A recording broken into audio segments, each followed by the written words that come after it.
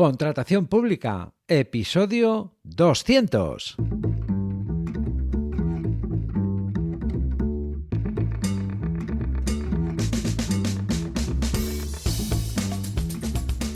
Bienvenida, bienvenido a Contratación Pública, el podcast, la radio del contratista, donde se habla de todo lo relacionado con vender a la administración. Te habla Luis Gracia, consultor sin corbata que asesora y forma a empresas para vender a la administración. 18 de febrero de 2024, episodio número 200. Episodio en el que te sigo contando la historia de un contrato público, las cosas que pasan y tienen que pasar desde que surge la necesidad hasta que cobras la factura. Bueno, antes de empezar, episodio 200, año 4. A todos los oyentes, gracias. A los oyentes habituales como tú, muchas gracias. Saber que estás ahí es el mejor reconocimiento, además de un estímulo para continuar. La verdad es que no es fácil ni frecuente que un podcast alcance los 200 episodios. De hecho, más o menos, solo un 5% de los casi 400.000 podcasts activos que existen en el mundo llega a esa cifra. Podríamos decir que es casi una rareza de la que somos culpables. El número redondo llama más números y a revisarlos, y resulta curioso ver que llevamos más de 66 horas hablando sobre contratación pública, casi 3 días con sus noches. En ese tiempo se han dicho más de 500.000 palabras, lo que daría para escribir 7 libros. Lo cierto es que estos números y el tiempo transcurrido convierten a este podcast y las transcripciones de cada episodio que puedes encontrar en luisgracia.es/podcast en el mayor, o al menos uno de los mayores trabajos de divulgación sobre contratación pública que existen, dirigido a licitadores y contratistas. Porque está claro que sin compradores no hay venta, aunque sin vendedores tampoco. En fin, 200 episodios ya, un compendio de conocimientos básicos para entender la contratación pública y la misma administración desde nuestra perspectiva. Y no hay mejor forma de celebrarlo que haciendo un episodio normal, al uso. Así que vamos ya con el tema de hoy. Historia de un contrato, episodio 8, la adjudicación del contrato. Bien, ya sabes, en esta serie Historia de un contrato explico cuestiones, trámites que en su gran mayoría no son ni responsabilidad ni trabajo de contratistas. En este caso los contratistas observamos o sufrimos lo que otros hacen. Ese es el propósito de esta serie, acercarnos a conocer lo que hay debajo de la punta del iceberg, o al menos tomar conciencia de ello, ya que lo normal y también lo más probable es que no estés al tanto de todos los trámites, condiciones y aspectos que desde la administración se deben tener en cuenta para que llegues finalmente a cobrar tus facturas.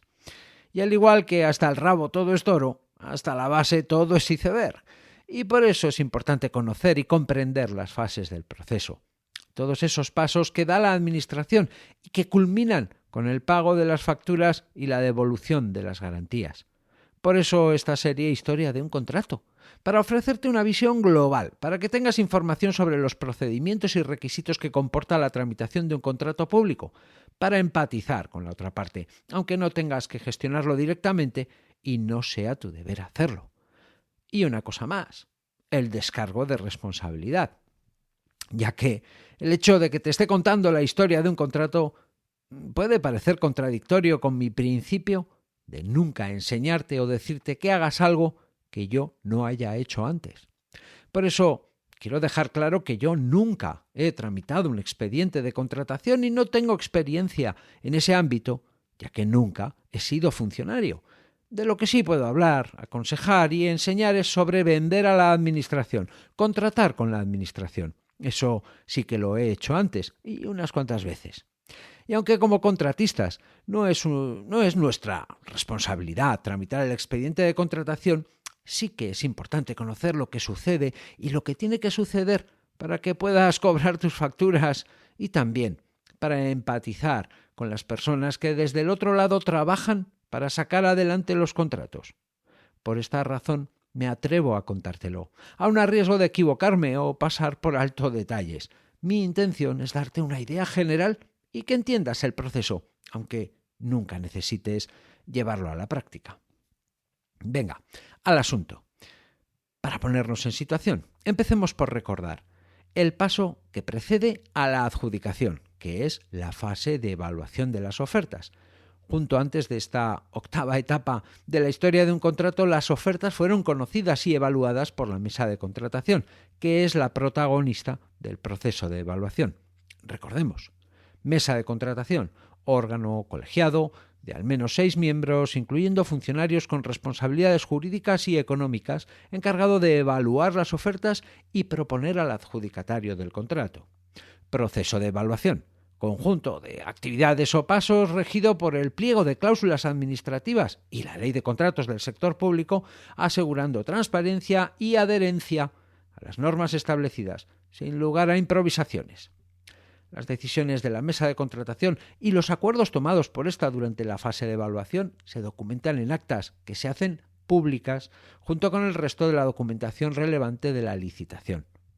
Aquí ya la tarea principal de la mesa de contratación, pues consiste en abrir los sobres de las propuestas y verificar su conformidad con los pliegos de la licitación, que es que, ya digo, no se improvisa. A lo largo del proceso de evaluación, claro, pasa de todo, ¿verdad? Pueden surgir situaciones que requieran ajustes y hasta la exclusión de ofertas y la evaluación de las propuestas que se salgan del promedio, todo eso conocido como las ofertas anormalmente bajas, mal llamadas temerarias. Y finalmente, la mesa de contratación propone la adjudicación del contrato en base a las puntuaciones que las distintas ofertas hayan obtenido y siempre cosas que se conocen a través del pliego. Lo importante es que este paso significativo y complejo sigue un procedimiento predefinido sin espacio para el antojo o la voluntad y menos aún para la improvisación, lo que garantiza la integridad del proceso de adjudicación.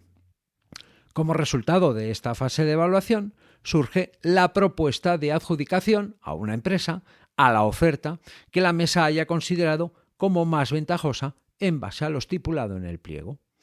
Y aquí es donde estamos, de la propuesta de adjudicación a la adjudicación del contrato. Porque esto es lo que pasa. Una vez que la mesa de contratación ha propuesto al adjudicatario del contrato, la Administración tiene que asegurarse de que la empresa está en condiciones de asumir la ejecución del contrato. Y esto equivale a comprobar que la empresa o persona propuesta como adjudicataria cumple con los requisitos que se hayan establecido en el pliego de cláusulas administrativas. Por tanto, para quien ha sido propuesto como adjudicatario del contrato, no hay ninguna novedad. Todo lo que van a pedir ya se conoce, o al menos se tuvo la oportunidad de conocer. Ha llegado la hora de demostrarlo, de aportar las evidencias que lo acrediten para hacerse acreedor de la adjudicación. Primer paso. La Administración, en un acto formal y escrito, requiere a la empresa propuesta como adjudicataria del contrato para que aporte la documentación, las evidencias de estar en condiciones de asumir la ejecución del contrato conforme fue establecido en el pliego. En la fase de licitación, a los licitadores nos basta con aportar, junto con la oferta, una declaración responsable conforme a que conocemos y cumplimos los requisitos que se requieren para resultar adjudicatarios del contrato. A esa declaración responsable, por tratarse de un documento que es gratis firmar, que se firma sin más, como un mero trámite, en muchas ocasiones no se le otorga la relevancia que tiene ni lleva aparejada la práctica a los trabajos que debiera acompañar. Y es que declarar responsablemente que se conocen los requisitos para resultar adjudicatario del contrato y que además se está en condiciones de acreditarlos, tiene efectos y por tanto debe conllevar una comprobación exhaustiva de que así es. Enseguida comentaremos por qué. Aunque todos los contratos son distintos y en la mayoría de los casos siempre depende. Lo común es que la documentación que el órgano de contratación solicite sea, por un lado, acreditar la personalidad y capacidad de obrar, es decir, quiénes somos y a qué nos dedicamos, lo que normalmente se acredita mediante la escritura de constitución de la sociedad y las de sus sucesivas modificaciones de estatutos, si las ha habido. También acreditar la representación, la persona, el humano o humanos que firmó la oferta y firmará el contrato en representación de la empresa, lo que se acredita mediante la correspondiente escritura de nombramiento de administrador o apoderamiento. También acreditar, por supuesto, la solvencia económica y la solvencia técnica, de la forma que se haya establecido en el pliego de cláusulas administrativas. Y también aportar la garantía, por el importe normalmente equivalente al 5% del precio de la oferta y por cualquiera de las formas admisibles y previstas en la Ley de Contratos del Sector Público. A partir de aquí, la personalidad, capacidad de obrar, representación y hasta solvencia económica se pueden acreditar mediante la inscripción en el ROLECE. Dependiendo del procedimiento de adjudicación, las 3 primeras se deben acreditar mediante la inscripción en el ROLECE. Del mismo modo que, dependiendo del procedimiento de adjudicación, incluso es posible que no haya que acreditar solvencia económica, solvencia técnica ni depositar garantía, y que la inscripción en el ROLECE la consulte directamente el órgano de contratación, cosa que, sorprendentemente, muchos siguen sin hacer. Bueno, hablé sobre los procedimientos de adjudicación en el episodio 42 de este podcast. Aunque por otro lado, y según se haya establecido en los pliegos, el órgano de contratación puede requerir que se aporten más documentos o evidencias que estos que resultan comunes y que te acabo de contar. Por tanto, es algo que hay que tener en cuenta y previsto antes de presentar la oferta.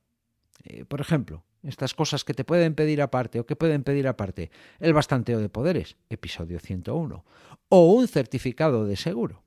¿De acuerdo? Así que siempre verlo antes de presentar la oferta. Al hilo de lo anterior, otra de las cuestiones que hay que tener en cuenta es la forma en la que se deben aportar los documentos o evidencias que se requieran, que para no tener ni dar problemas debe ceñirse estrictamente a lo previsto en el pliego de cláusulas administrativas de la licitación. Debe ceñirse a lo que se puede leer. Mucho ojo con hacer una interpretación del pliego o con no ceñirse con todo el rigor a lo que en él se estipule. Un clásico esto, sobre todo en el caso de empresas que empiezan a contratar con la administración.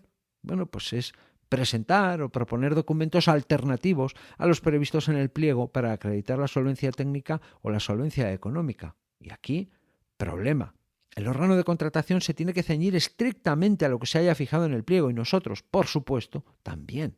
Además, esta es una cuestión que se puede anticipar perfectamente. Por eso, si tienes dudas, plantéate antes o plantéalas antes de presentar la oferta. Mira, por ejemplo, esto es un caso típico con la cuestión de la solvencia técnica. Bueno, pues te piden experiencia. Bueno, pues te piden seguramente una relación de trabajos de iguales o similares características a los del objeto del contrato acompañada de certificados de buena ejecución.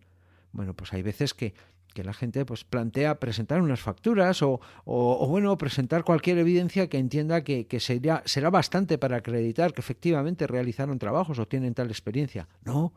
Hay que ceñirse a lo que dice el pliego, una relación de trabajos, certificados de buena ejecución. Ahí lo importante es no tener ni dar problemas y estaremos colocando en un brete a las personas, a los funcionarios, ¿vale? Bien, el requerimiento para aportar esta documentación, estas evidencias, pues tendrá siempre un plazo. La administración requerirá a la empresa y le dará un plazo. Generalmente ese plazo será de 10 días, aunque pueden ser 7. Un plazo que, desde luego, habremos podido conocer con antelación a través del pliego de cláusulas administrativas y que, si no fuera especificado en pues podremos inferir en función del procedimiento de adjudicación que se haya empleado para adjudicar el contrato, ya que si es un procedimiento de adjudicación abierto a secas, el plazo será de 10 días y si es un procedimiento de adjudicación abierto simplificado, el plazo se reduce a 7 días. En este momento, más que nunca, el tiempo vuela. Por eso es tan importante disponer de todos los documentos y evidencias, incluso antes de presentar la oferta. Consejo que, por no cobrarte, no seguirás, ya que aportar los documentos fuera del plazo establecido en el requerimiento equivale a no aportarlos, con todas las consecuencias que esto tiene. Y es que no hay que olvidar que el órgano de contratación tiene que dispensar a todos los licitadores el mismo trato. No puede hacer la vista gorda ni perdonar un retraso. Si lo hiciera, estaría vulnerando, entre otros, el principio de igualdad de trato y no discriminación. Así que, para no tener ni dar problemas, toca ceñirse a los plazos establecidos en el requerimiento. Bien, sigamos. Bueno, Cuando una empresa ha sido propuesta como adjudicataria de un contrato, tiene que aportar la documentación que en el pliego de la licitación estaba previsto que se aportara y para la que ha sido requerida. Parece un enunciado hueco, una verdad de perogrullo, aunque no lo es. De parte de la Administración, antes de adjudicar el contrato, están obligados a comprobar con celo y precisión que la empresa propuesta cumple todos y cada uno de los requisitos que se hayan establecido. Hay que tener en cuenta que hacerlo de otra manera supondría, por un lado, perjudicar, menoscabar los intereses de las otras empresas que hayan participado en la licitación y, por otro, quebrar el principio de legalidad. Así que, de una forma u otra, mal asunto, muy malo. Y es que el acto de adjudicación de un contrato público tiene efectos profundos, de peso, de ahí que no sea un acto que pueda hacerse a la ligera. La cuestión es que una vez aportada la documentación requerida, la Administración ha de comprobar que todo está correcto y se ajusta tanto a lo requerido como a lo previsto en el pliego. Y se ajusta, en este caso, significa que atiende a lo previsto en el pliego tal cual está previsto, con precisión, no ha lugar a interpretaciones. Y mira, si por parte de la Administración se interpreta tu premisa, lo que puedes esperar es que lo hará de la forma más rigurosa posible, es decir, atendiendo a lo escrito, al formalismo, al milímetro. Oye, que luego no es así, fenomenal, aunque tu punto de partida debe ser ese. En el episodio 157 hablé del principio antiformalista y en el 165 del principio de proporcionalidad, aunque nunca hay que perder de vista el principio de legalidad, del que hablé en el episodio 178. Así que no te confíes, no interpretes por tu cuenta y haz las cosas con el máximo rigor. Llegados a este punto, a partir de aquí, pueden pasar dos cosas. Si, como suele ser habitual, la documentación presentada se ajusta a lo solicitado, bueno, pues se adjudica el contrato. Estamos de enhorabuena. Los funcionarios descansan y nosotros también. Penúltimo trámite superado. Si la documentación tiene algún error u omisión que se considere subsanable, no sustancial o menor, el órgano de contratación puede considerar oportuno conceder un plazo para subsanar esa documentación. Así que hablemos de qué documentos se pueden subsanar. En este momento del procedimiento de adjudicación, en la Ley de Contratos del Sector Público no hay nada escrito sobre la subsanación de documentos no aportados o erróneos. Y no lo hay porque de entrada la ley no prevé que haya lugar a subsanación en este momento del procedimiento. Toma nota. Lo más cercano que prevé la ley a este respecto es lo previsto en el artículo 141. Y lo de cercano, cógelo con pinzas y mirando para otro lado, porque hace referencia al momento de presentación de la oferta. Échale un vistazo si tienes curiosidad. Lo que ocurre es que lo que se conoce como la doctrina viene considerando que en base al principio antiformalista y también a que lo que interesa a la Administración es adjudicar el contrato a la oferta considerada más ventajosa, se otorgue un plazo para subsanar errores u omisiones que se puedan considerar como subsanables. Todo muy claro, sí. Para hacernos a la idea, ya que en ausencia de regla o norma habría que ir caso a caso. Por ejemplo, se podría considerar subsanable la falta de una firma en una declaración responsable o la falta de esa misma declaración responsable. No se podría considerar subsanable la falta del depósito de la garantía definitiva o de la constitución fuera de plazo de ésta. La doctrina, es decir, lo que los tribunales administrativos de recursos contractuales aplican en estos casos es: puede subsanarse lo que existe, pero no se ha aportado. No se puede subsanar lo que en el momento citado no existe de manera indudable. El caso de la garantía puede servir para ilustrar esta premisa. Mira, si la garantía estaba constituida y en su caso depositada antes de la finalización del plazo dado en el requerimiento, aunque no se haya aportado la evidencia junto con el resto de la documentación requerida, será un documento subsanable. Existía, pero no se ha aportado. Si la garantía no llegó a estar ni tan siquiera constituida en el plazo previsto, no será un documento subsanable. No existía. Porque es cierto que existe el principio antiformalista y también el interés de la Administración en adjudicar el contrato a la oferta más ventajosa, aunque la Administración debe ponderar y aplicar con prudencia ambas premisas, ya que también existe el principio de no discriminación e igualdad de trato y el principio de libre concurrencia. No todo vale, ni mucho menos. Por último, y respecto de la subsanación, nos tendríamos que quedar con 3 ideas. Primera, que la subsanación no es una segunda oportunidad, y ni mucho menos un derecho.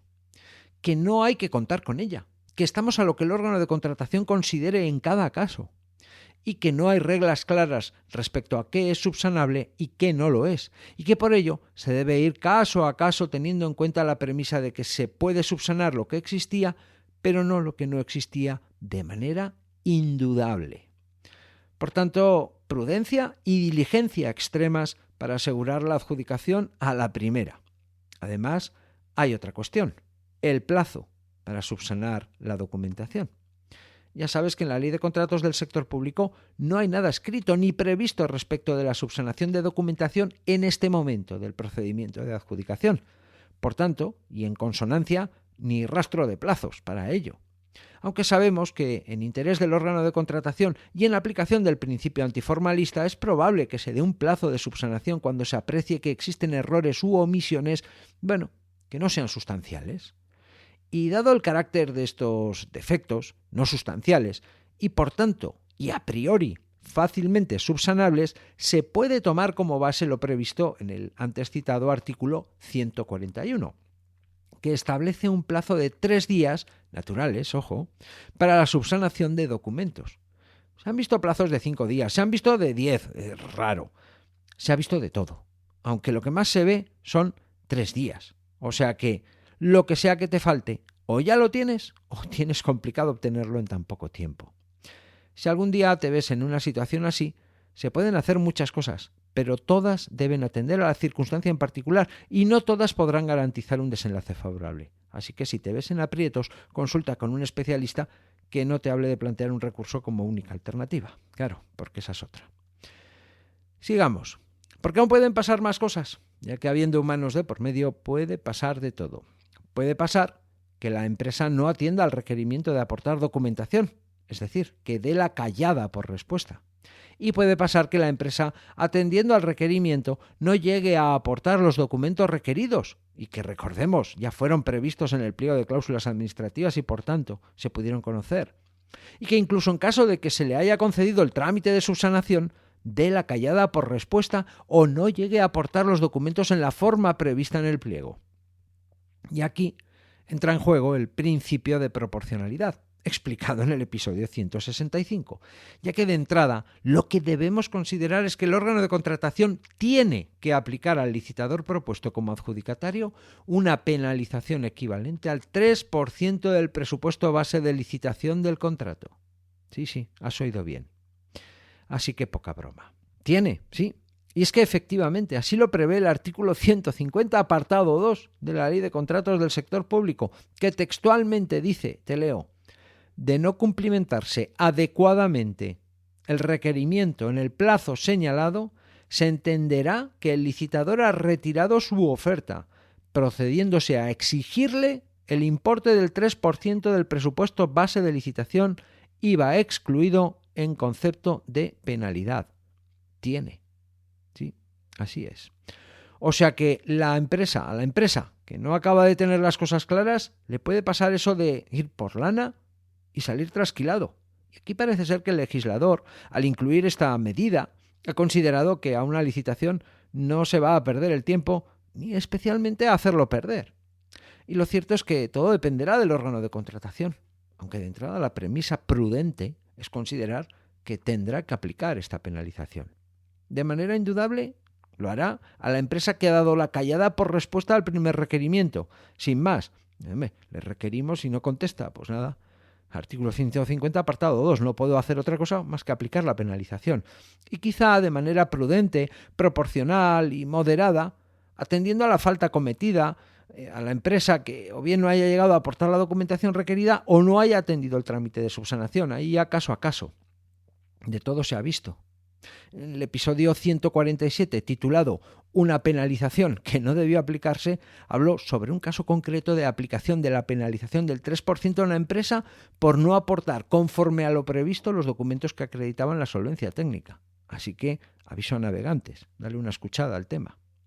Es decir, que llegados a este punto no solo te juegas perder todo el trabajo que supone la preparación y presentación de la oferta, no solo te juegas el derecho a ejecutar el contrato y emitir facturas, es que te juegas una penalización equivalente al 3% del presupuesto base de licitación. De ahí que haya que ser previsores, prudentes y extremadamente diligentes, por la cuenta que nos trae. Aunque lo normal, lo que más ocurre y por tanto lo más probable, es que la documentación se aporte bien a la primera, o que si se aprecia algún defecto se dé oportunidad para subsanarlo y así se haga, porque es seguro que será algo menor o un descuido, y por tanto que todo desemboque en la adjudicación del contrato dentro de lo normal, previsible y habitual. Es, en definitiva, lo que quieren o lo que queremos tanto la Administración como la empresa, ponernos a trabajar cuanto antes y seguir avanzando. Por eso, ahora toca hablar de los efectos de la adjudicación de un contrato. Este trámite, estos pasos que hay que dar entre la propuesta de adjudicación de un contrato y su efectiva adjudicación, tienen su enjundia. Y es que el resultado, cuando todo es normal, que es lo habitual, tiene efectos e implicaciones poderosas. En términos de derecho administrativo, la adjudicación de un contrato público está considerado como un acto declarativo de derechos. Y no es que sea la pera limonera, pero sí es cierto que esto tiene implicaciones significativas, tanto para la Administración como para la empresa adjudicataria. Vendría a ser que a partir de ahora, y en virtud de este acto de adjudicación, se reconocen y establecen unos derechos y obligaciones para ambas partes. Del lado de la Administración, básicamente, aunque hay más, es que, una vez adjudicado el contrato, la Administración está jurídicamente obligada a formalizar el contrato con el adjudicatario, salvo que, por ejemplo, el adjudicatario renuncie o que de repente sea imposible ejecutar el contrato. Podríamos decir que a partir de aquí la Administración no puede desdecirse ni interrumpir el proceso sin consecuencias. Tiene que tirar para adelante. De nuestro lado, del lado de la empresa adjudicataria, la adjudicación es un reconocimiento oficial del derecho a formalizar y ejecutar el contrato, obviamente ajustándose tanto a la oferta como a los pliegos. En este momento se reafirma o refuerza la obligación, cuidado, derechos y obligaciones. Pues en este momento también se refuerza esa obligación de cumplir con todos los términos y condiciones establecidos en los pliegos que han dado lugar a la adjudicación del contrato. Lo bueno es que al ser un acto declarativo de derechos, proporciona una cierta seguridad jurídica que, a efectos prácticos, permite empezar a tomar medidas para ejecutar el contrato, como por ejemplo, mover compras o contrataciones con proveedores y subcontratistas, planificar, empezar a movilizar recursos. Por tanto, la adjudicación no es en absoluto un acto reversible sin más. Tiene consecuencias para ambas partes y en cierto modo obliga a que todos sigan la dirección prevista. No obstante, es un acto con repercusiones y connotaciones mucho más amplias al que pueden afectar las 1001 vicisitudes posibles que se te puedan ocurrir. De ahí que sea un momento, en general todo especialmente crítico para todas las partes, aunque sea tratado como un mero trámite, ya que así es como normalmente se resuelve y ocurre en la gran mayoría de las ocasiones. Y ya para terminar, hablemos de los plazos para adjudicar un contrato, porque la Ley de Contratos del sector público establece unos plazos para que se adjudique un contrato en función del procedimiento de adjudicación que se haya seguido. Otra cosa es que esos plazos se atiendan, ya que el hecho de no atenderlos, algo por otra parte muy frecuente, no tiene ninguna consecuencia, ninguna implicación relevante. Por lo que yo creo que en general y a la vista de lo que ha ocurrido y viene ocurriendo, el plazo lo determina la urgencia o necesidades del órgano de contratación respecto de aquello que viene a atender el contrato en cuestión. Dicho de otro modo, que o van al minuto y solo se preocupan de cumplir los plazos mínimos que establece la ley como garantía, o este asunto de los plazos ni se tiene en cuenta y muchos procedimientos de adjudicación se quedan además durmiendo el sueño de los justos semanas o meses. Aún así todo, para ilustrarlo y de forma abreviada, el estándar sería este. Cuando ha finalizado el plazo de presentación de ofertas, la mesa de contratación tiene que abrirlas en los siguientes 20 días naturales.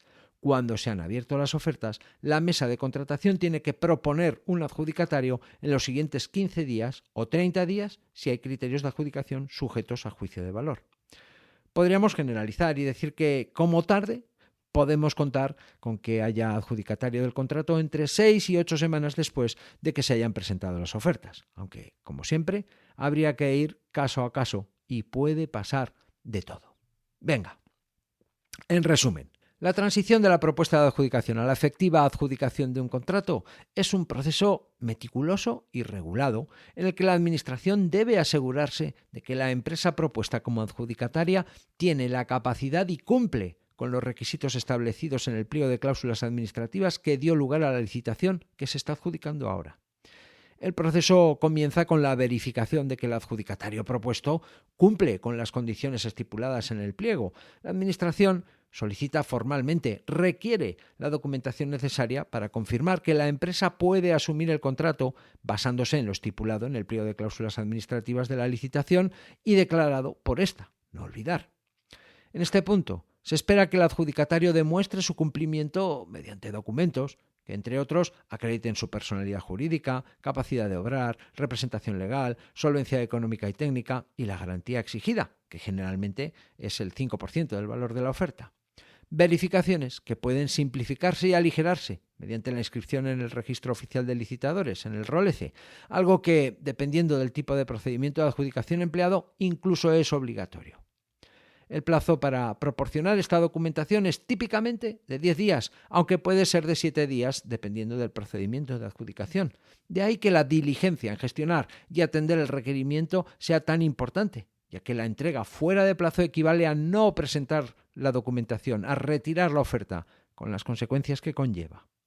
Además, el proceso incluye una fase de revisión por parte del órgano de contratación para asegurar que la documentación aportada se ajusta de forma precisa a lo establecido en el pliego y el requerimiento cursado. Así que, si se detectan errores menores, el órgano de contratación puede considerar otorgar un plazo adicional para subsanarlos, un paso que no está formalmente previsto por la ley y, por tanto, queda a discreción del órgano de contratación en función de la circunstancia particular que en cada caso se dé.